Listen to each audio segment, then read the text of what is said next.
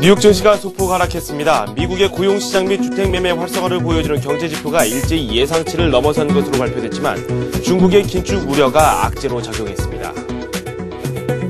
금융당국이 저축은행 업계의 구조적 문제 해결을 위한 제도 개선 찾기에 나섰습니다. 저축은행의 자산 건전성 제고 방안과 새로운 영업 모델을 확립하는 등의 검토 작업을 벌일 방침입니다. 국토해양부는 작년 12월 전국 집가 변동률을 조사한 결과 11월보다 평균 0.11% 오른 것으로 집계됐다고 밝혔습니다. 김종수 한국은행 총재가 올해 우리나라의 경제 성장률 전망치를 상향 조정할 수 있다는 뜻을 재차 내비쳤습니다. 김 총재는 금융협의회를 주재하면서 국내 경기가 예상보다 좋아지지 않을까 생각한다고 말했습니다. 네, 출발선 증시 시작하도록 하겠습니다. 유럽과 미국 또 조정을 받았습니다. 중국에서 긴축 우려가 또다시 나오고 있는데요. 어제 이 중국 시장이 3% 가까이 밀리면서 상당히 불안한 모습을 보여줬었죠. 어제 어떤 움직임들이 있었는지 자세히 살펴보도록 하겠습니다. 먼저 코스피부터 살펴보겠습니다. 0.4% 내리면서 마무리가 됐습니다. 코스닥은 0.07% 소폭 오름세를 보였고요. 원달러 환율은 9원 넘게 오르는 모습이 나왔습니다. 아시아 지역 증시 살펴보도록 하겠습니다. 일본 증시, 중국 증시 모두 하락을 했습니다. 특히 중국 증시 같은 경우는 3%대 육박하는 낙폭을 보여주기도 했습니다. 경제 성장률이 나왔는데요. 10.3% 상당히 높게 나왔죠. 이렇게 두 자릿수 경제 성장률을 기록한 데다 소비자 물가 상승률도 3% 넘게 나오면서 이 중국의 긴축 우려가 더 커지고 있는 상황입니다. 미국 증시 3대 지수 모두 하락하면서 마무리가 됐습니다. 어제 이어서 또 하락을 했죠. 나스닥이 그나마 선방하는 흐름을 보여줬고요. S&P 500 같은 경우도 하락을 했습니다. 다우 지수는 0.02% 내리는 모습이 나왔습니다. 지금까지 마감 지수 살펴봤습니다.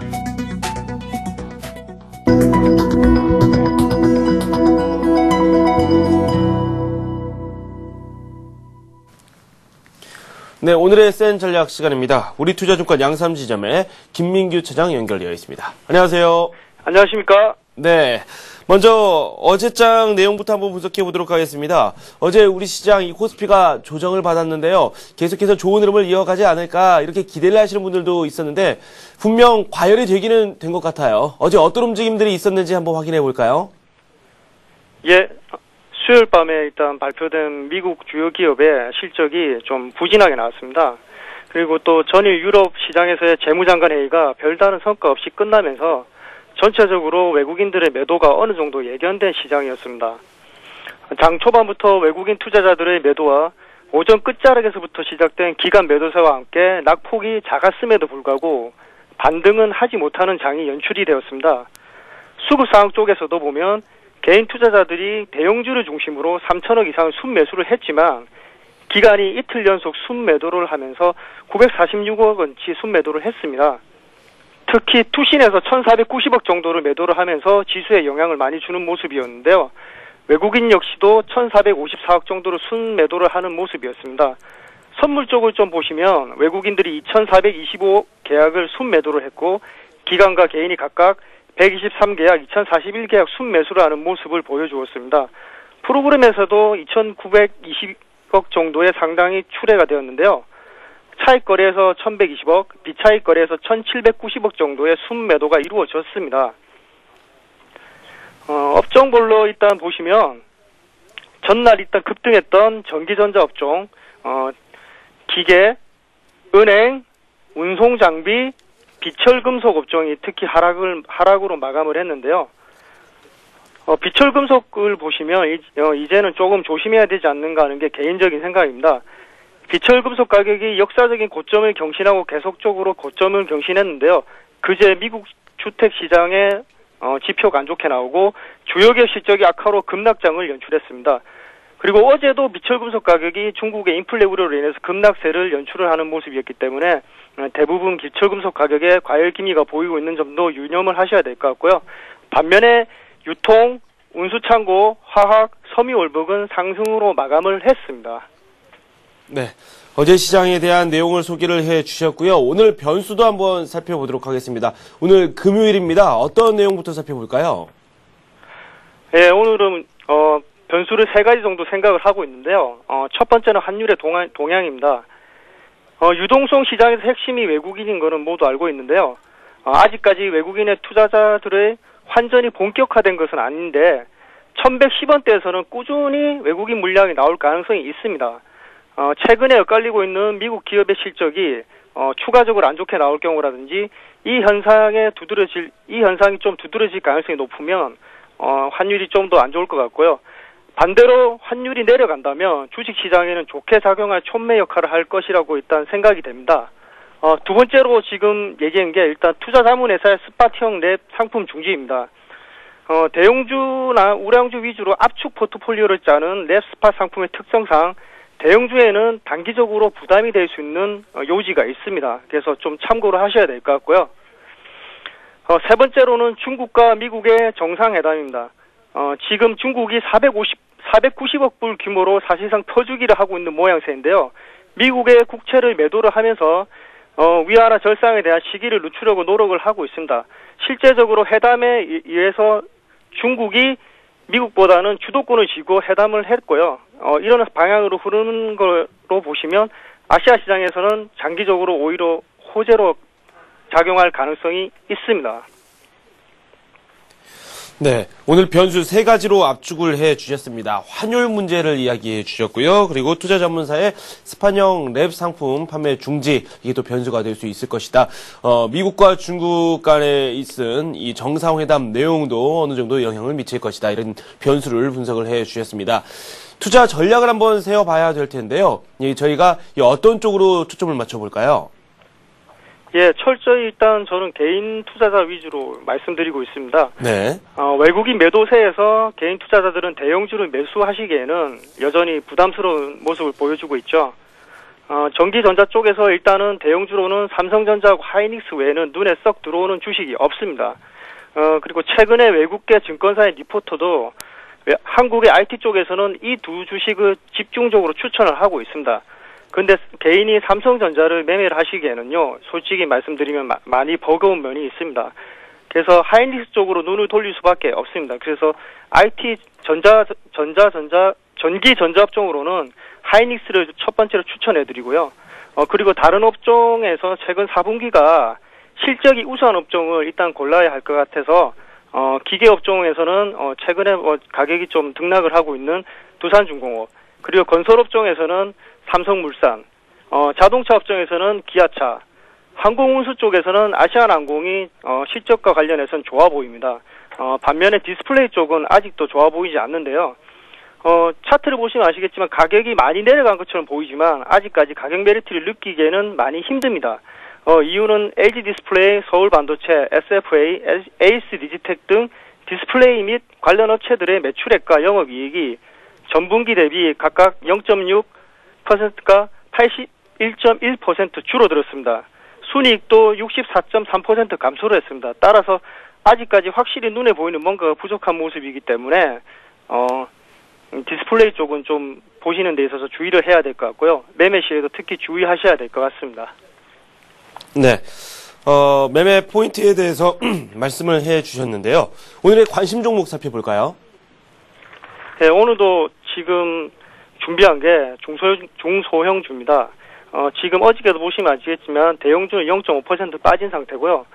렐로칩 같은 경우는 0.2% 빠진 상태인데 소형주는 지금 현재 0.2% 오른 상태입니다. 그래서 물론 지금 1월 효과가 좀 단기적으로 크게 나타나는 상태는 아니지만 2월 초까지는 계속적으로 봐야 된다고 생각을 하고 있습니다. 그래서 오늘의 추천 종목은 이녹스를 선택을 했습니다.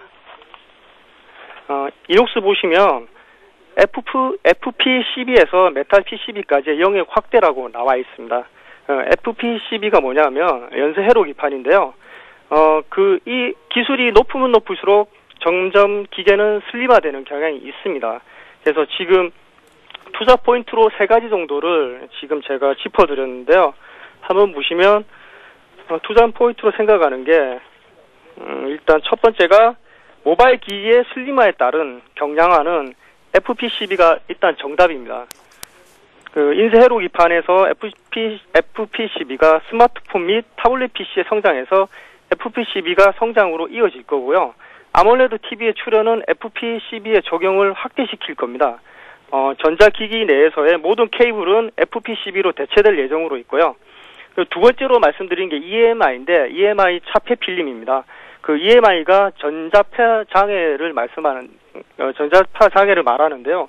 이거를 이제 막는 거를 국산화를 시켰습니다. 그래서 최근에 그 일본의 두 개사가 시장을 독점하고 있는 상태인데 이녹스의 IR팀에 제가 전화를 해서 문의를 해봤는데요.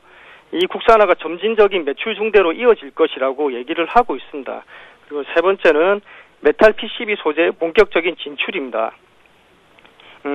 기존 고객과의 중복이 약간 적은 있는데 LED TV 수요 회복과 LED 조명 성장에 따라서 소재 수요가 증가하면 2010년 11월부터 매출이 발생해서 2011년 2분기까지는 계속적으로 매출이 늘어날 수 있는 요인이 있습니다. 그리고 리스크적인 측면에서 보시면 환율 하락은 전방 산업에 대해서 좀 위축이 영향을 미칠 수 있고요. 환율 상승은 알루미늄 동수입에 좀 약간의 부담을 줄 수 있는 면은 상존하고 있습니다. 네, 투자 포인트와 리스크가 될 만한 내용을 분석을 해 주셨는데요. 그렇다면 기술적으로 조금 더 들어가서 매수가, 목표가, 손절가까지 자세히 한번 살펴보도록 하죠. 예, 일단 이녹스 지금 가격이 많이 차트로 보시면 가격이 많이 올라와 있는 상태입니다. 지금 약간 개인 투자자들에게 좀 부담이 느낄 수 있는 가격이 될 수도 있는데요. 지금 산업에서 가장 중요한 거는 이 가격이 오르면 오를수록 좀 더 차트상으로 보시면 아시겠지만 오를 수 있는 여지가 조금 더 큽니다. 목표 가격은 일단 23,000원 정도의 수익 실현할 수 있고요. 매수 가격은 14,800원 정도를 생각하고 있습니다. 그래서 지금 언저리에서는 언제든지 매입을 할 수 있다고 생각을 합니다. 손절가는 12,000원 정도를 제시를 하겠는데요. 그 이상 내려오면 다시 한번 그 기서 조정을 받을 수 있는 여지가 있습니다.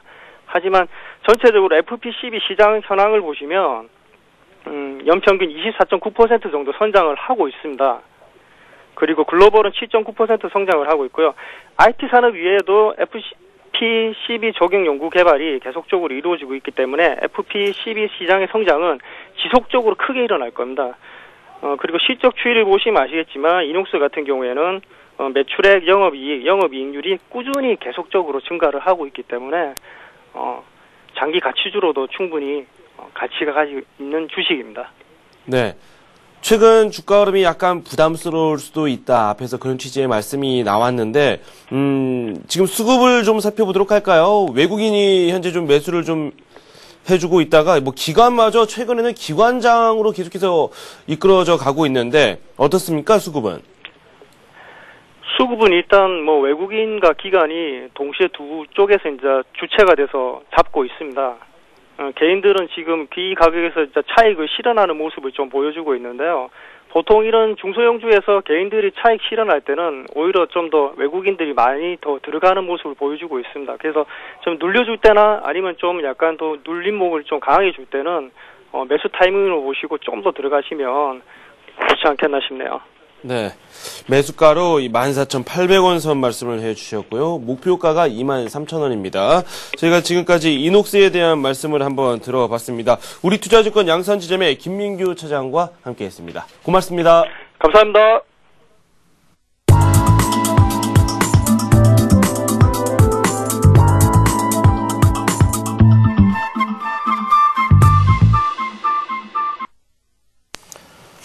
네, 뉴스 속에서 테마주를 한번 찾아보도록 하겠습니다.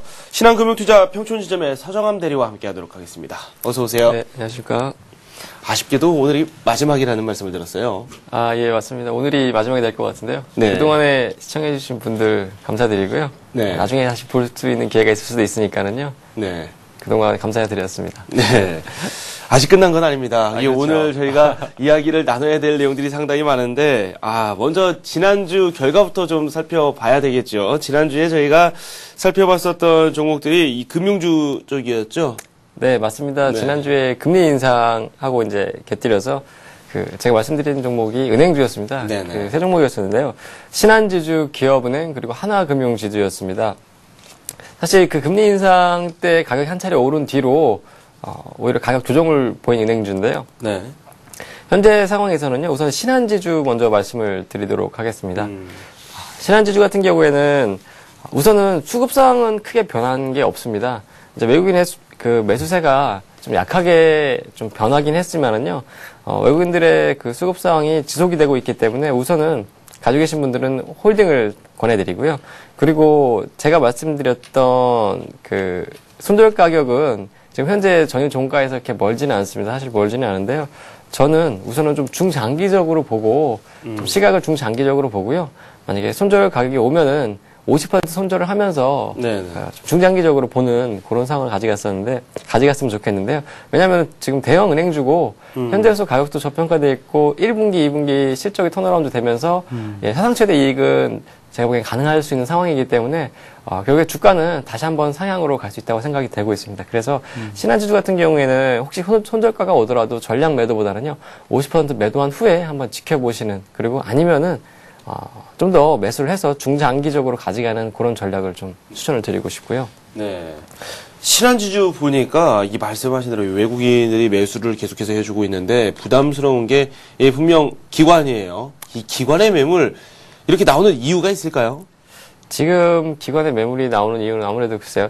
요즘에 계속 그 차익 실현이 계속 되고 있는 분위기인데 지금 현재 그 이쪽 금융주 쪽에서 기관 같은 경우에는요. 이제 금융주 쪽에서 차익 실현한 후에 요즘에 이제 좀 수익이 많이 나고 있는 화학주나 아니면 IT 대형주 있지 않습니까? 삼성전자나 LG전자, 하이닉스 쪽으로 매물이 좀 수급이 몰리고 있는 상황입니다. 아무래도 그런 순환매적인 이유 때문에 현재 그 은행주가 힘을 많이 못 쓰고 있는 것으로 판단이 되는데요.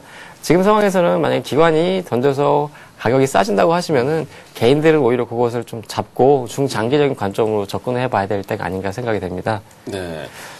그리고 기업은행도 마찬가지로 좀 하락을 했습니다. 하락을 했었는데 지금 사실상 은행주 중에서 기업은행 같은 경우에는 좀 저평가되어 있는 상황은 맞습니다.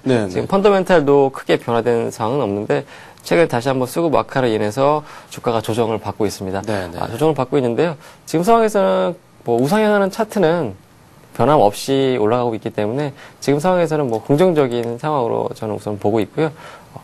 지금 만약에 지금 이제 최근에 주가가 이제 60일 선에 닿아 있는 상황인데 지금 상황에서는 오히려 매수 쪽으로 접근하시고 제가 말씀드렸던 손절 가격도 아직까지 멀리 남아 있기 때문에요. 매수 쪽으로 접근하시는 게 좋을 것 같고요. 홀딩 저는 추천을 드리고 싶습니다. 네. 뭐 지지를 좀 더 받는다면 좋을 텐데 최근에 하락세 지지를 받고 있는지 그 부분도 상당히 궁금하고요. 신규 매수 입장에서라면 기업은행 어느 구간이 매수 구간이라고 생각을 하십니까? 지금 신규 매수 쪽에서는요. 사실 지금부터 매수 구간이라고 생각을 하는데요. 전일 가격이 지금 이제 17,500원대에서 끝이 났고요. 그리고 많은 매물이 몰려 있는, 그러니까는 지지대가 될 수 있는 선은요. 지금 보시면은 지금 16,000원 초반부터 17,000원 선이라고 볼 수가 있는데요. 이 선에서는 한번 매수 쪽으로 접근하셔가지고요. 좀 강력한 지지대를 오히려 박스권 하단으로 이용하는 그런 전략으로 가져가는 게 좋을 것 같고 역시 은행주 중장기적으로 보셨으면 좋겠습니다. 네. 그리고 다음으로 살펴볼 종목이 하나금융지주입니다. 하나금융지주가 이번 주 들어서 한번 뛰어오르는 그런 장이 분명 있었습니다. 외환은행 인수가 잘 진행되고 있다 이런 평가를 받고 있는데 일주일간의 주가 흐름을 살펴보면은 결과가 뭐 좋았다 이러기보다는 제자리 걸음을 걸었다 이런 표현이 더 옳을 수도 있을 것 같거든요. 네, 맞습니다. 뭐 은행주 상대적으로 강한 모습 보여줬습니다. 다른 타 은행주에 비해서요. 아무래도 외환은행을 인수하는 그런 시너지 효과가 주가를 좀 견인하는 역할을 하지 않았나 생각이 들고요. 우선 하나금융지주 역시 뭐 원래 거래량이 많지는 않았었는데 아직도 거래량 많지가 않고 가격도 하락하지 않으면서 횡보를 하고 있습니다. 이런 상황에서 거래량이 다시 한번 나와준다고 하면은요 하락보다는 상승 쪽으로 갈 확률이 높기 때문에 우선 하나금융주주는 홀딩을 하시고요. 그리고 요 종목 같은 경우에는 뭐 중장기적인 입장보다는요 단기적으로 제가 말씀드렸던 목표가가 다가온다고 하면은 매도 쪽으로 접근하시는 그런 쪽을 저는 추천을 드리고요. 지금 상황에서는 홀딩 하시고, 신규 매수보다는 가지고 계신 분들이 홀딩을 하시고요. 신규 매수를 만약에 조정을 받는다고 하면은, 45,000원 초반선에서는 한번 신규 매수를 해볼 만한 상황이라고 생각이 됩니다. 45,000원 선에서요? 네. 하나금융지주까지 살펴봤고요. 지금 지난주에 살펴봤었던 종목이 세 종목입니다. 신한지주, 기업은행, 하나금융지주 이렇게 세 종목이었었는데 AS를 한번 해봤습니다. 오늘의 뉴스 살펴보고 종목을 추출해 보겠습니다. 오늘의 뉴스 소개해 주십시오. 예, 오늘의 뉴스는 항공주입니다. 네네. 예, 지금 많은 개인 투자자분들이 많이 몸담고 계신 종목이라고 생각이 됩니다. 그렇죠. 대한항공, 아시아나항공, 그리고 예, 하나투어, 모두투어까지 관련주를 엮어가지고 말씀을 드리고 싶은데요. 네. 예, 항공주 올해 업황에 기대를 한다는 뉴스가 어제 나왔었습니다. 우선 항공주는 계속 옆으로 긴 종목이죠. 대한항공 그렇죠. 같은 경우는 이제 네. 좀 하락을 하면서 옆으로 기었던 종목인데요. 4분기에 이제 지정학적 리스크가 부각이 됐고요. 그리고 항공업계의 실적이 좋지 않을 것으로 예상이 됐고요. 그리고 이제 그 직원들에게 지급하는 성과급 등이 연말에 몰리면서 예, 실적이 안 좋은 것이 이미 어느 정도 알려져 있었기 때문에 네네. 가격은 많은 조정을 보였습니다. 하지만은 이제는 1분기 실적 턴어라운드를 기대해 볼 수가 있고 더 크게는 올 한 해 업황을 기대해 볼 수 있기 때문에 이제는 항공주를 볼 만한 때가 아닌가 생각이 들어가지고 뉴스도 나왔고 그리고 저 추천을 드리고 싶습니다. 우선은 지금 현재 원달러 환율이 지금 워낙 강세라고 하죠. 원달러 네. 환율이 지금 현재 계속해서 내려가고 있는 상황입니다. 지금 이런 상황에서는 이제 그 대한항공 같은 경우에는 국제 여객선이 주요 그 수익이 나오고 있는 그 소스인데요. 네. 국제선이 활발하게 운행이 될 것으로 예상이 되고요. 네네. 그리고 마찬가지로 더 크게 본다고 하면은 그 중국과 이제 중국의 수석과 미국의 오바마 대통령이 만나가지고 네네. 그런 얘기한 것 중에서 가장 큰 내용이 사실은 이제 그 중국 위안화 강세를 이끌어내기 위한 그런 회의였었는데요. 네. 제가 뭐 길게 본다고 하면 중국 위안화 강세는 피할 수 없는 그런 상황이기 때문에 네. 위안화 강세는 역시 중국인들이 또 해외 여행을 재촉을 할 수가 있습니다. 최근에 뭐 국내로 많이 들어오고 그리고 국내 면세점도 많이 이용하고 있다는 얘기가 그렇죠. 계속 뉴스를 통해서 나왔었는데 그런 네. 것들이 오히려 강화가 될 수 있지 않나 그런 것들이 생각이 되면서 우선은 좀 이 항공주를 좀 말씀을 드리고 싶습니다. 네. 항공주에 대해서 설명을 해주신다고 하면서 대한항공에 대한 코멘트를 살짝 해주셨는데, 그다음에 오늘 관심 종목으로 준비하신 게 총 몇 종목이죠? 관심을 종목이한 종목 세 종목입니다. 세 종목인가요? 예. 그럼? 대한항공, 네. 그리고 아시아나항공, 하나투어까지요. 네. 그러면 첫 번째로 대한항공부터 찬찬히 살펴보도록 할까요? 예. 네. 우선은 대한항공은 아까 이제 제가 말씀드렸다시피 그 국제선이 52%, 화물이 29%, 그리고 국내 여객이 5% 정도를 차지하고 있는 그런 대형 항공주인데요. 현재 4분기 실적, 영업이익이 2천억 원가량으로 예상이 되고 있습니다. 1분기에는 하지만 이런 실적이 턴어라운드가 가능할 것으로 보이고요. 더 크게 2011년 영업이익은 1조 2,900억 정도를 기대를 하고 있는데요. 참고로 2010년도 영업이익 예상치는요. 지금 이제 1조 1,000억에 채 못 미칠 것으로 예상이 되고 있는데 분명한 것은 영업이익을 증가할 수 있다는 게 중요한 내용인 것 같습니다. 네네. 그리고 역시 원화 강세에 따른 해외 여행 수요가 증가가 예상이 된다. 그리고 현재 화물 사업부도 무시할 수가 없는데 이 화물 사업부에서 12월 탑재율이요 78%까지 증가를 했고 내년에도 역시 증가는 가속화될 것이다. 얘기가 나오고 있습니다. 네. 그리고 최근에 수급 상황이죠. 최근에 수급 상황도 역시 외국인과 기관 관심을 안 보였던 종목인데 최근에 네. 외국인과 기관의 양 매수가 한 이틀간 이어졌습니다. 들어오고 있네요. 예, 맞습니다. 네. 이틀간 이어졌고 그리고 주가 저평가 매력이 현재 좀 보여지고 있는데 영업이익 이야기 1조 1,000억 원 정도 나오고 있는데 시가총액 5조 4천억이기 때문에 영업이익 대비 시가총액을 따지면은 저평가되는 상황은 맞다고 볼 수가 있을 것 같네요. 네네. 그래서 지금 차트를 보시더라도 수급 상황이 네네. 괜찮은 것 같습니다. 지금 외국인과 기관의 수급이요. 보시겠지만 이틀 동안 지금 들어오고 있었고요. 네네. 그리고 크게 보시면은 박스권 하단은 네. 69,000원 초반이고요. 지지를 또 받고 있네요. 네, 맞습니다. 거래량이 엄청 많았습니다. 그리고 박스권 상단은 짧은 박스권 상단은 75,000원 선이고요. 그다음에 그 위에 박스권은 8만원이라고 보시면 될 것 같은데요. 네. 지금 아주 작은 박스권 상단에 위치해 있는데 오늘 만약에 이걸 뚫고 올라간다고 하면은 추가적인 상승은 기대해 볼 수가 있고요. 네. 그리고 수급이 꾸준하게 이어진다고 하시면은요. 2차 박스권 상단도 역시 노려볼 만한 상황이라고 생각이 되고 있습니다. 네. 그렇기 때문에 대한항공 한번 관심을 가져보시고요. 네. 지금 차트를 보고 있는데 박스권 상단 부위에 대한 말씀을 해 주셨어요. 네. 지금 차트상으로 봐도 고점 돌파 한 3번 정도 시도를 한 것 같은데 실패를 한 것 같다는 네, 생각이 들거든요. 네, 좀 맞습니다. 부담스럽기는 한데 예. 이번에 가능할까요? 지금 좀 가능할 것이라고 생각이 되는 네네. 것이 지금 이제 최근에 거래량입니다. 이 거래량이 좀 뒷받침돼주면서 상승하고 있는 모습이 네네. 지금 나빠 보이지가 않고요. 좀 네. 거시적으로 보더라도 올 한 해는 원화 강세가 이어질 것으로 예상이 되고 네네. 혹시 뭐 위안화도 강세가 이어질 것으로 보기 때문에 지금 상황에서는 항공주 한번 이때쯤이면은 네네. 물론 뭐 다시 한 박스권 상단에 부딪혀서 내려온다고 하더라도요. 네. 지금쯤에서는 한번 천천히 매수를 해봐도 되지 네네. 않나. 저평가 매력이 부각이 되고 있기 때문에요. 네. 매수를 해봐도 되지 않나 싶어서 네. 대한항공 추천을 드리고요.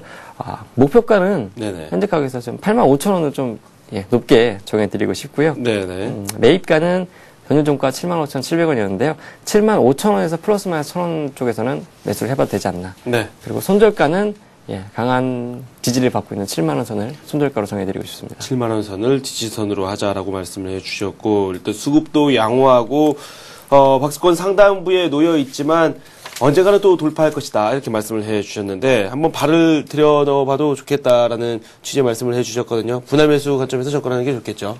예, 맞습니다. 좀 네. 초반에 뭐 매수할 금액이 한 40% 정도를 매수를 해놓으시고요. 네네. 그 다음으로 혹시 박스권 상단에 붙여 다시 내려온다고 하면은 그때부터 다시 한번 나머지 60%를 매수를 해보는 그런 전략 좋을 것 같습니다. 네. 다음 종목은 어떤 종목인가요? 예, 다음 종목은 우리나라 2등 항공사죠. 아시아나 항공입니다. 네네. 아시아나 항공도 역시 그 국제선의 수익 부분이 많이 치우쳐졌죠. 국제선이 56%, 그리고 화물이 27%, 국내가 8% 정도의 그 수익을 차지하고 있는 대한항공과 비슷한 구조의 회사라고 보시면 될 것 같습니다. 4분기 영업이익이 1,000억 원 정도가 예상이 되고요. 그리고 현재 뭐 시장치는 1,300억이었었는데 시장치보다는 분명히 컨센서스보다는 좀 하회하는 실적이 나올 것 같습니다. 네. 1분기에는 역시 실적이 턴어라운드가 가능한 상황이라고 보고 있습니다. 네. 그리고 또 하나의 좋은 소식은 대한통운의 지분 매각 시에요. 재무 건전성이 강화될 수가 있다는 얘기가 나오고 있고요. 그리고 점차 그룹 리스크가 많이 해소가 되고 있는 상황입니다. 그렇게 되면은 현재 이 고질적인 저평가 상황이 벗어날 수 있는 그런 상황이 되지 않나 생각이 되고, 네. 역시 뭐 거시적으로는 원화 강세, 해외여행 수요가 증가할 것으로 예상이 되고 있습니다. 네. 예, 수급도 역시 대한항공과 비슷한 상황이다. 사실은 이제 아시아나항공 같은 경우에는 옆으로 이제 기긴 했지만은 뭐 꾸준하게 상승을 하고 있었던 모습이었는데요. 네네.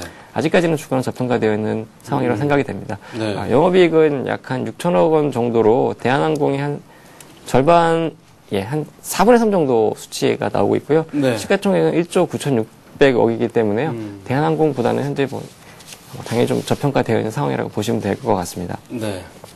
그래서요, 지금 최근에 수급 차트를 보시더라도 최근에 기관과 외국인의 순매수가 꾸준하게 들어오고 있는 상황입니다. 그런 상황에 발 맞춰가지고 주가도 상승을 하고 있는데, 이런 상황에서 한번 이 주가가 아니고 아시아나 항공을 포트폴리오에 편입을 해보시는 것도 지금 상황에서 나쁘지 않아 보이고요. 그래서 목표가는 현재 전일 종가 11,000원이었었는데요. 플러스 10%에서 12,100원을 목표가로, 신고가죠. 12,100원을 네네. 목표가로 정해드리고 싶고요. 네. 매입가는 11,000원에서 플러스 마이너스 500원 정해드리고요. 손절가는 9,000원, 지지선 받고 있는 9,000원 선을 손절가로 정해드리고 싶습니다. 네, 손절선 9,000원, 그리고 목표가는 12,100원 선을 아시아나항공 말씀을 해 주셨습니다. 대한항공, 아시아나항공 이렇게 항공주를 살펴봤는데, 뭐 항공 관련주가 또 하나 더 있나요? 네, 뭐 직접적인 항공주는 아니지만 네, 역시 뭐 밀접한 관련을 갖고 있는 여행주죠. 여행주. 여행주인데 네.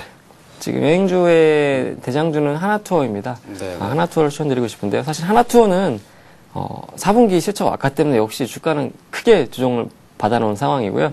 그리고 최근 이제 올해 2011년 들어서 주가가 이제 반등을 하긴 했었는데 아직은 부족하다 싶은 생각이 들어가지고 한번 추천을 드리고 싶습니다. 네. 우선 국내외 항공사의 신규 취향이 늘고 있고요. 역시 원화 강세에 여행 수요가 증가하고 있고 중국인 여행 수요 역시 강세가 되고 있으면서 최근에 이런 여행 상품의 예약률이 증가하고 있는 그런 상황이라고 보시면 될 것 같습니다. 네. 뭐 역시 차트를 좀 더 보시겠지만은요, 4분기에 실적 악화에 주가는 이미 많이 조정을 받은 상황이고요. 1분기에는 턴어라운드가 가능한 상황이라고 지금 생각이 되고 있습니다. 그리고 올해는 2011년에는 또 연휴가 굉장히 많지 않습니까? 뭐 그렇죠. 직장인들이 굉장히 좋아할 것 같은데요. 이 연휴가 많기 때문에 해외여행 수요가 뭐 충분히 많을 것으로 생각이 되고 있습니다. 그래서 네. 현재 한번 하나투어를 매수해보는 게 어떤가 생각이 들고요. 최근에는 또 자사주 취득이 있었죠. 네. 2010년 말에 자사주 취득이 있었는데 사실 그 이후로 주가가 많이 상승한 상태이긴 합니다. 네. 하지만 현재도 계속 외국인과 기관의 양매수가 들어오고 있기 때문에 한번 지금이라도 한번 매수를 쫓아가보는 게 어떤가 싶어가지고 네. 추천을 드리는데요. 우선 목표가는 55,000원을 정해드리고 싶고요. 네. 그 매입가는 전일 종가에서 플러스 마이너스에서 5만 원 매입가 정해드리고 네. 손절가는 45,000원을 정해드리고 싶습니다. 네, 하나투어. 목표가 55,000원, 매수가를 5만 원 선으로 제시를 해주셨어요. 손절가는 45,000원 선입니다. 항공주와 함께 이 여행주의 이 대표주로 하나투어를 소개를 해주셨습니다. 대한항공, 아시아나항공, 그리고 여기에 하나투어까지 이렇게 세 종목 살펴봤습니다. 지금까지 저희가 이서정함 대리와 함께 이 다양한 종목을 살펴봤는데 이 향후 투자 전략에 대해서 마지막으로 조언을 좀 해주세요. 오늘 뭐 좀 중장기적으로 네. 본다고 하시면은 올 한 해에도 역시 대형주가 좋은 투자 수단이 되지 않을까 생각이 네. 들면서 뭐 직접 투자하시는 분들도요. 이 인덱스를 따라가기 위해서는 펀드나 아니면은 코덱스 200 같은 ETF를 네. 좀 이용해 보시는 것도 좋을 것 같습니다. 그래서 네. 포트폴리오 내에 인덱스를 따라가기 위한 그런 펀드나 코덱스 200 같은 ETF를 넣으시고요. 네. 그리고 그 실적 시즌이 올 때마다요. 네. 그때 관련주 같은 것들을 매매하시면은 네. 올 한 해도 역시 좀 좋은 투자 방법이 되지 않나 생각이 네. 들면서 네. 목에 받쳐 드리고 싶습니다. 네, 알겠습니다. 아주 좋은 말씀 해주셨습니다. 지금까지 서정함 대리와 함께 다양한 종목도 살펴봤고요. 향후 전략에 대한 말씀도 한번 들어봤습니다. 지금까지 수고 많으셨습니다. 네, 감사합니다.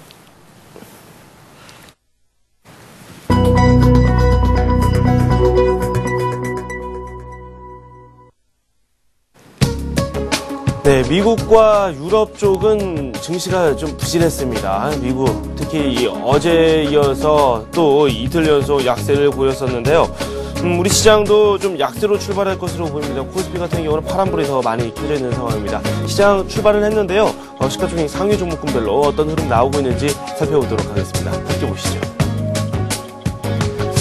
코스피부터 살펴보도록 하겠습니다. 삼성전자가 또 연일 약세네요. 지금 100만 원 터치한 이후에 말 그대로 맛만 보고 내려왔습니다. 0.5% 내리고 있고요. 97만 7천 원 선에 거래가 되고 있습니다. 현대차는 0.7% 내리고 있고요. 포스코 역시 부진의 연속인데요. 0.5% 내리고 있죠. 현대중공업 0.5% 마찬가지로 하락 중에 있습니다. 현대모비스는 0.1% 내리고 있고요. LG화학 그리고 신한지주, 기아차까지 약세가 쭉 이어지고 있습니다. 신한지주 같은 경우는 앞에서 이 지난주 종목으로 저희가 AS를 했었는데 이 중기적으로 봤을 때는 분명 괜찮은 종목이다. 이런 평가를 서정함 대리께서 내려주셨습니다. KB금융은 0.3% 정도 오르고 있고요. 한국전력, 전기요금 때문에 또 연일 날립니다. 정확히 말씀을 드리자면 이 전기난이라는 전력난이라는 표현이 더 맞겠죠. 이 때문에 이 전기요금 인상 가능성이 조금씩 또 제기가 되고 있습니다. 이 때문에 0.3% 정도 한국전력 오르면서 현재장 형성 중에 있습니다. LG전자도 강세인데요. 0.8% 오르고 있고요. SK이노베이션 0.8% 오르고 있습니다. 어제 정유주들이 좀 힘을 내는 모습을 보여주기도 했습니다. 중국 쪽에서 정유사가 폭발을 했죠. 이에 대한 반사 이익을 누릴 수 있을 것이다. 이런 평가가 또 시장 한켠에서는 대두됐습니다. 하이닉스는 0.3% 내리고 있고요. SK텔레콤, LG디스플레이는 약세입니다. 롯데쇼핑 0.8% 오르고 있고요. 신세계가 급등세인데요. 네, 앞에서도 저희가 이슈 시간에 설명을 한번 드렸습니다. 신세계백화점 그리고 이마트 부문으로 인적 분할을 추진하겠다. 이런 이야기를 신세계 측에서 했습니다. 이 때문에 향후 실적 개선에 대한 기대감, 기업 성장에 대한 기대감이 작용하고 있습니다. 2.8%까지 오르는 모습이 나오네요. 현대제철 0.3% 내리고 있고요. 삼성화재와 S오일은 각각 0.1%에서 0.4% 오르고 있습니다. 호남석유, 삼성중공업, 하나금융지주, 현대건설 나란히 약세를 걷고 있네요. 코스피 현재 4포인트 정도 하락하고 있습니다. 그래도 2100선 단단히 지지는 받고 있습니다. 코스닥 쪽 살펴보도록 하겠습니다. 1포인트 넘게 현재 오르고 있는데요. 셀트리온과 서울반도체는 약세고요. SK브로드밴드는 강세입니다. 포스코 ICT 역시 강보합이고요. OCI 머티리얼즈, 동서, SFA 등 강세를 보이고 있습니다. 특히 SFA의 강세가 눈에 띄죠. 메가스터디는 어제 급락을 했었어요. 이 4% 넘게 밀렸었는데 오늘 역시 좀 헤어나지 못하고 있습니다. 낙폭이 그다지 크지는 않은데 상승 반전을 기대하셨던 분들도 있을 겁니다. 하지만 오늘 주가 역시 약세장으로 펼쳐지고 있다. 이렇게 정리를 해드리겠습니다. 다음 보합권이고요. 네오이스게임즈와 GS홈쇼핑 0.2%와 0.9% 각각 내리고 있습니다. 어제 나란히 2%대 급등세를 보여줬었는데 어제와는 좀 양상이 또 다르죠. 태웅과 포스코캠텍 강세고요. 성광밴드, 주성엔지니어링 약세장입니다. 아토 역시 삼성전자 효과를 그대로 보고 있습니다. 삼성전자는 약간 꺾이는 모습을 보여주고 있는데 삼성전자가 향후 전망이 밝다 이런 전망도 나오고 있고 투자 계획도 이미 발표한 따라 아토가 강세를 또 이어나가고 있습니다. 성화이텍은 0.8% 오르고 있고요. 차바이오엔 2.3% 내리고 있습니다. 미국에서 임상실험 내용이 또 어제 호재로 작용을 하기는 했었는데 오늘 일단 약세입니다. 멜파스 1.3% 내리고 있고요. 성용광전투자, 태광, 코코, 하나투어까지 약세입니다. 특히 코코는 급등세를 펼치다가 어제 또 가격 제한폭까지 내려가는 모습이 나왔습니다. 오늘 또다시 5.7%, 6.1%까지 낙폭을 띄우고 있는 모습인데요. 참 변동성이 큽니다. 이런 종목 접근하셨을 때에는 잘 지켜보시고 대응을 빠르게 하셔야 될 것 같습니다. 코스피와 코스닥 양시장 출발 상황지까지 살펴봤습니다.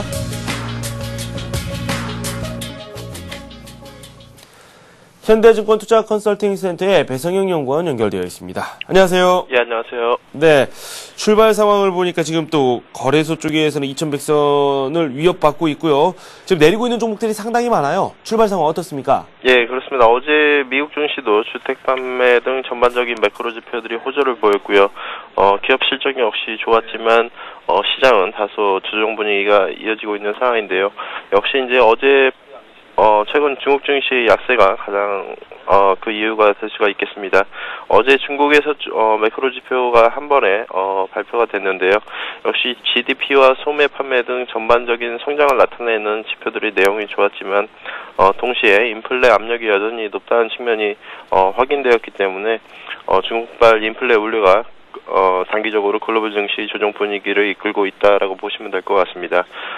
최근 1년간 중국이 지준율 인상을 약 7차례 상승을 했지만 인플레 통제가 아직 기대만큼 이어지지 않고 있고요. 추가적으로 중국이 1월 15일까지 신규 대출이 1억 위안을 넘어서면서 참고로 12월 5천억 위안의 그런 2배가 넘는 수준을 기록하면서 춘절을 전후로 해서 추가적인 긴축이 나올 수 있다라는 우려가 시장을 지배하고 있는 상황이고요. 이러한 인플레 우려가 이머징 마켓에 대한 외국인의 매도세로 이어지면서 국내 증시에도 오늘까지 약 6거래일째 매도 흐름이 이어지고 있는 상황입니다. 네, 오늘 시장도 이 선뜻 참여하기가 꺼려지는데요. 어떻게 보세요? 네, 일단은 이러한 인플레 우려 때문에 외국인의 매도세가 단기적으로 좀 이어지고 있고요. 다만 외국인의 매도 강도가 아직까지는 강한 매도가 아닌 전반적인 중립 수준을 보이고 있다라는 점에서 일단 조정의 압력은 크지는 않을 것으로 볼 수가 있겠습니다. 한편 지난 금통위 이후에 시중금리가 계속해서 상승을 보이고 있고요. 그에 따라서 채권 대비 주식의 메리트가 상대적으로 크게 증가를 하면서 최근 개인 투자자들의 그런 개인 투자자의 자금들이 증시로 계속해서 유입되고 있습니다. 최근 이러한 부분들이 고객 예탁금 증가와 개인 투자자의 그런 매매 비중 확대로 이어지고 있다라고 보시면 될 것 같고요. 그에 따라서 지수의 탄력이 다소 둔화될 수는 있어도 역시 개인 유동성을 바탕으로 해서 중소형주와 증권주 등으로는 계속해서 매수세가 유입될 것으로 기대해 볼 수가 있겠습니다. 네. 이렇게 해서 배성영 수석연구원과 함께 우리 시장에 대한 내용 살펴봤습니다. 출발 상황도 함께 지켜봤습니다. 고맙습니다. 예, 감사합니다. 외환채권시장 살펴보도록 하겠습니다. 삼성선물 리서치팀의 배신영 연구원 연결되어 있습니다. 안녕하세요. 예, 안녕하십니까. 네, 어제 외환시장에서 원달러 환율이 10원 넘게 올랐습니다. 오랜만에 1120원대로도 올라온 것 같은데요. 어제장 내용도 한번 살펴보고요. 오늘 같은 경우도 상승세 지속하고 있네요. 1월 10전 정도 오르고 있습니다. 오늘장 전망 내용도 함께 듣도록 하겠습니다.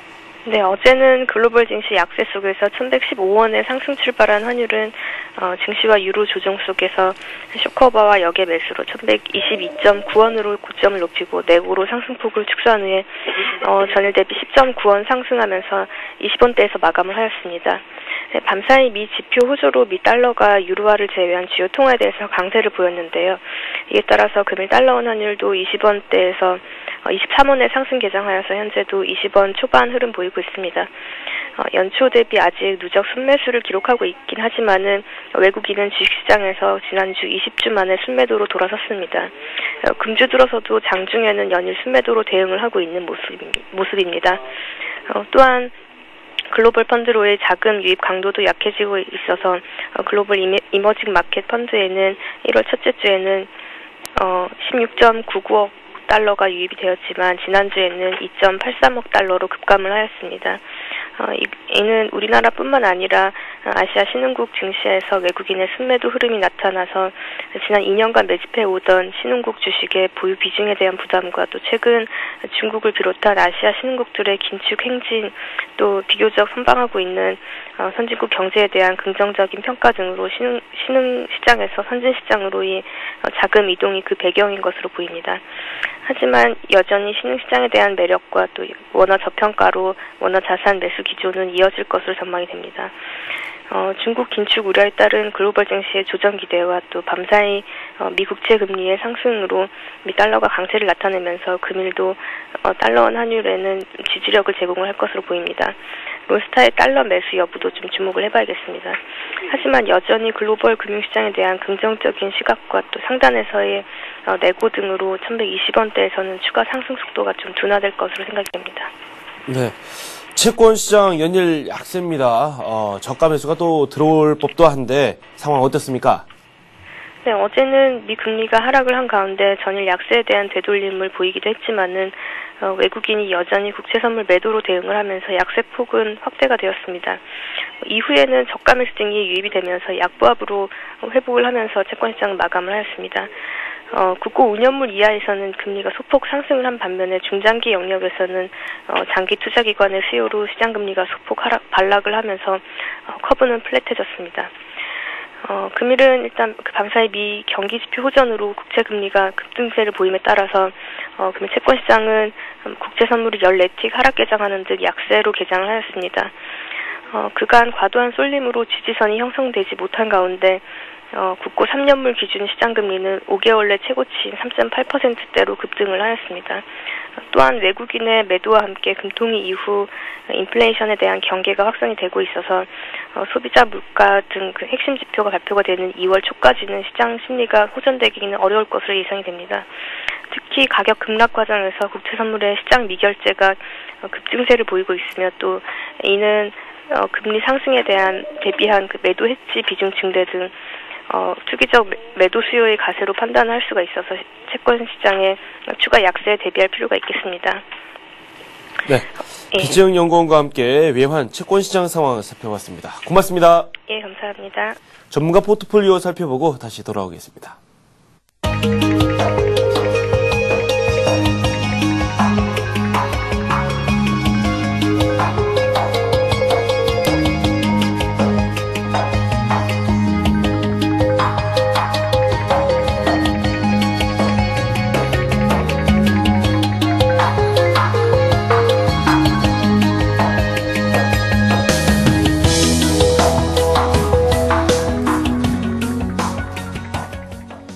이트레이드 증권 온라인 PB센터의 정형문 과장 연결되어 있습니다. 안녕하세요. 안녕하세요. 네, 초반 흐름 자체가 좀 좋지 않고요. 코스닥은 그래도 상승세는 유지를 하고 있는데요. 현재 우리 시장에서 이 특징적인 부분 살펴보도록 하겠습니다. 수급과 함께 눈에 띄는 업종이 있으면 소개해 주십시오. 예, 지난주 13일이 지나는 옵션 만기일이 지난 이후에 이제 어닝 시즌이 시작이 됐고요. 그게 어닝 시즌이 중반에 접어들면서 어닝 시즌이 단기적인 조정에 좀 빌미가 될 수 있다라는 점에 좀 주의를 기울이고 있는 것 같습니다.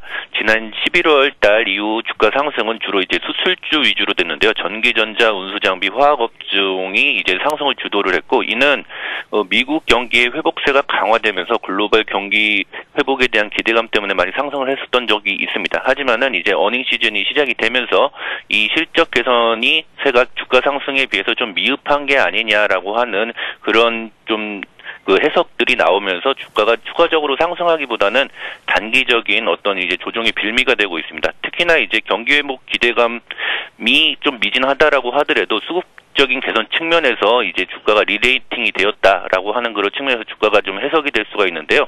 그동안 그 우리나라 시장을 또 그 지지를 해왔었던 외국인들의 그런 어떤 투자 패턴 매매가 그 13일날 옵션 만기일 이후에 이제 적극적인 모습을 보이지 않고 한 주간 단위로다가 이제 프로그램 매매를 통해서 좀 매도를 보이고 있다는 점 자체도 수급이 단기간에 좀 회복이 되기는 좀 힘들 가능성이 많다.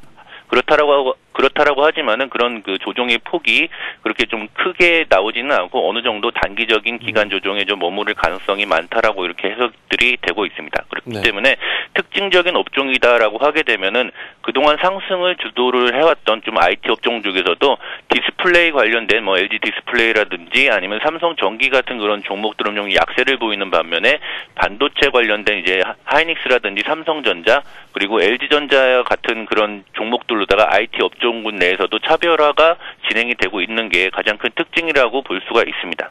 그렇기 때문에 어느 정도 이제 종목이나 업종을 봤을 때 업종 내에서도 그 주도적으로 올라가는 그런 종목하고 주도가 되지 못하는 종목을 좀 구분을 해가지고서 좀 보셔야 될 필요성이 있고요. 특히나 그동안 올라가는 업종 중에서 못 올라가는 업종에 대해서 집중을 하시는 것보다는 그 중에서 잘 올라갔던 업종 중에서 잘 올라갔던 종목들이 조정을 보일 때 매수를 하는 그런 전략들을 기본적으로다가 세우시면 좋으실 것 같습니다. 특히나 이제 뭐 국내 상황 이외에 뭐 앞선에도 얘기를 했지만 중국 시장이 좀 많이 빠지고 있는 중국의 긴축 같은 문제들이 국내에 있는 뭐 어떤 내수주라든지 아니면 중국 관련주들에 대해서 조금씩 악영향을 미치고 있는 그런 상황이기 때문에 전체적인 전략을 짠다라고 하게 되면은 업종 자체를 놓고서 이렇게 보시는 것보다는 업종 내에서 잘 올라갔던 그런 그 대표적인 종목들이 조정을 보일 때 추가적인 매수를 하는 그런 조정시 매수 전략을 짜시고 그리고 지금 현금 비중이 좀 상당히 많이 가지고 계신 분들 같은 경우에는 어느 정도 현금 비중을 좀 마련을 하는 그런 전략이 좋지 않을까 생각이 됩니다. 네, 구체적으로 또 말씀을 해 주셨는데요. 오늘 시장 같은 경우는 한번 참여를 해볼 만한 장인지 그게 좀 궁금하기도 해요. 어떻습니까? 만약에 현금을 가지고 계신 분이다라고 하게 되면은 요 어닝 시즌이 진행이 되면서 각 기업들이 실적을 발표를 하고 그 실적을 발표한 것을 바탕으로 해가지고서 전망치가 나올 때까지 시간이 좀 걸립니다. 그렇기 때문에 바로 같이 동참을 하시는 것보다는 1월 말 정도까지 주가가 단기적인 조정을 보인다라고 하게 되면 주가 수준은 그렇게 크게 빠지지는 않을 거다라고 예상을 하고 있는데요. 한 2080에서 2050 정도까지 1차 지지를 보신 다음에 그 중에서 잘 올라갔었던 그런 업종들 대표주를 좀 하락을 하게 되면은 21선 부근이라든지 아니면은 61선 부근에서 분할 매수를 하신다는 그런 전략을 짜시는 게 좋기 때문에 지금 현재 급하게 참여를 하시는 것보다는 현금 가지고 계셨던 분들은 조금 더 여유를 두고서 월 말 정도에 참여를 하신다라고 보시는 전략이 좋으실 것 같습니다. 지금 현재는 관망이 가장 좋으실 것 같습니다. 네, 아주 명쾌한 답변을 해주셨습니다. 이트레이드 증권 온라인 PB세트의 정영훈 과장과 지금까지 함께했습니다. 고맙습니다. 예, 감사합니다. 네, 코스피가 내리고 있습니다. 0.2% 하락하고 있고요. 2102포인트 기록하고 있습니다. 코스닥은 0.1% 오르면서 현재는 534 가리키고 있습니다. 잠시 후 저희가 마케팅 센정시에서 여러분께서 가지고 계신 종목을 상담해 드립니다. 이 문자와 전화를 통해서 참여하실 수 있습니다. 문자는 013-3366-0110번이고요. 전화는 서울 전화입니다. 3153-2611 그리고 2619번으로 전화를 주셔서 상담 꼭 받으시기 바랍니다. 저는 잠시 뒤에 다시 찾아뵙겠습니다.